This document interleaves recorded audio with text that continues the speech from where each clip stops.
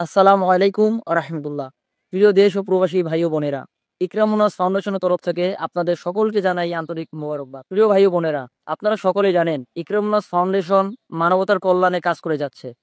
তারই ধারাবাহিকতায় আজকে আমরা আপনাদের কাছে একটি মানবিক আবেদন নিয়ে হাজির হয়েছি। শরীয়তপুর সদর উপজেলার সিংড়িয়া গ্রামের একজন সাধারণ মানুষ হাবিব ফকির স্ত্রী ও 1 বছরের সন্তানকে নিয়েছিল তার সুখের সংসার, কিন্তু হঠাৎ নেমে আসে গভীর অন্ধকার।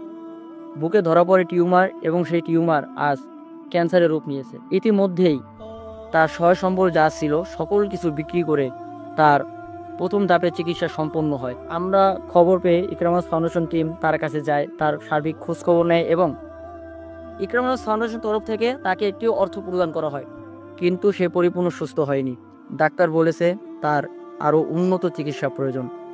এজন্য প্রয়োজন তার প্রায় 2 থেকে 2.5 লক্ষ টাকা। আজ আপনার একটি ছোট্ট সহযোগিতাই হতে পারে তার জীবনের জন্য আশীর্বাদ। তাই আমরা ইকরামুনাস ফাউন্ডেশনের তরফ থেকে আপনাদের কাছে মানবিক আবেদন করছি, যার যতটুকু সম্ভব আপনারা স্ক্রিনে দেওয়া বিকাশ ও নগদ নাম্বারে অর্থ দিয়ে সহযোগিতা করুন।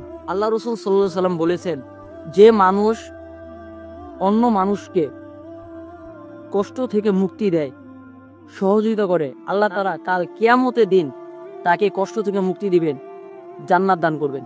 প্রিয় ভাই ও বোনেরা, আপনাদের কাছে 50 বা 100 টাকা খুব সামান্য মনে হতে পারে। মনে রাখবেন, আপনার এই ছোট্ট সহযোগিতাই একত্রিত হয়ে বাঁচাতে পারে একটি অসহায় বাবার জীবন।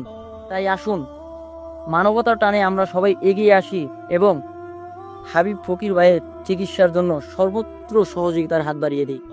আসসালামু আলাইকুম ওয়া রাহমাতুল্লাহ।